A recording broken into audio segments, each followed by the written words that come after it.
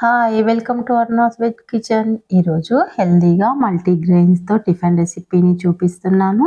ఏదో ఒక టిఫిన్ తిన్నామా అని కాకుండా పోషక విలువలు కలిగిన టిఫిన్ని బ్రేక్ఫాస్ట్లోకి తీసుకుంటే ఆ రోజుకు కావాల్సిన ఎనర్జీ అంతా వస్తుంది. వీడియోను స్కిప్ చేయకుండా చూసేసేయండి. ప్రాసెస్ని స్టార్ట్ చేస్తాను. మెజరింగ్ కోసము గ్లాస్ని కానీ కప్పును కానీ తీసుకోవాలి.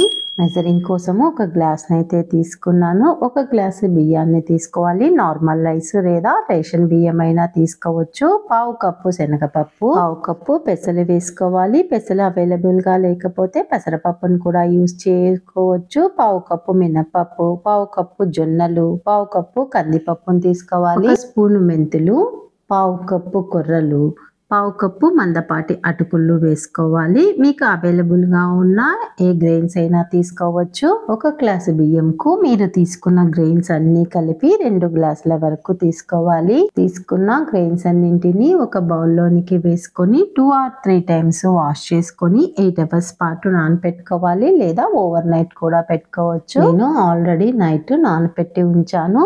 మార్నింగ్కి బాగా నానిపోయాయి. ఇప్పుడు వీటిని మిక్సీ జార్లోనికి వేసుకొని కావలసినంత వాటర్ని వేసి మెత్తగా రుబ్బుకోవాలి. ఈ వీడియోను చివరి వరకు చూసిన తర్వాత నేను చేసిన ఈ మల్టీగ్రెయిన్ దోశ రెసిపీ మీకు నచ్చినట్లయితే లైక్ చేసి షేర్ చేయండి. రుబ్బుకున్న పిండిని ఒక బౌల్లోనికి వేసుకోవాలి. ఇదే విధంగా మిగిలిన పప్పును కూడా రుబ్బుకోవాలి. తగినంత ఉప్పును యాడ్ చేసుకొని దోశ పిండిని కలుపుకోవాలి. నార్మల్ గా దోశల్ని ప్రిపేర్ చేసుకునేటప్పుడు బ్యాటర్ కన్సిస్టెన్సీ ఎలా ఉంటుందో ఈ దోశలకు కూడా అంతే ఉండాలి. వీడియోలో చూపిస్తున్నాను, అబ్జర్వ్ చేయండి. ఫర్మెంటేషన్ కోసము ఉంచాల్సిన అవసరం లేదు. వెంటనే దోశల్ని ప్రిపేర్ చేసుకోవచ్చు. స్టవ్ పైన దోశ ప్యాన్ ని పెట్టి గరిటెడు పిండిని వేసి పల్చగా స్ప్రెడ్ చేసుకోవాలి. తర్వాత అంచుల వెంబడి 1 స్పూను ఆయిల్ ని వేసుకోవాలి. దోశను హై ఫ్లేమ్ మీదే కాల్చుకోవాలి. దోశ సాఫ్ట్ గా మెత్తగా ఉండాలి అనుకుంటే ఒకవైపు మాత్రమే కాల్చి తీసుకోండి.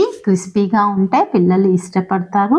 అలా కాల్చుకోవాలి అనుకుంటే ఫ్లిప్ చేసి రెండవ వైపు కూడా కాల్చి తీసుకోండి. ఈ దోశలు ఆకలిని బాగా పట్టుకుంటాయి. మార్నింగ్ తిన్నామంటే మధ్యాహ్నం వరకు ఆకలి కాదు. డయాబెటిక్ పేషెంట్స్ కి అయితే చాలా యూస్ఫుల్ గా ఉంటుంది. ఎలాంటి డౌట్స్ లేకుండా తినేయొచ్చు. ప్యాన్ కు అంటుకోవడం, విరిగిపోవడం అస్సలు జరగదు. ఎంత పలుచగా కావాలి అనుకుంటే అంత పలుచగా వేసుకోవచ్చు. ఇదే బ్యాటర్ తో పొంగణాలను కూడా ప్రిపేర్ చేసుకోవచ్చు. ఈ దోశలోకి పల్లి చట్నీ, ఉల్లి కారము, కొబ్బరి చట్నీ ఏదైనా బాగుంటుంది. దోశలోనికి నేను ఏవైతే గ్రెయిన్స్ తీసుకున్నానో అవే తీసుకోవాలని లేదు.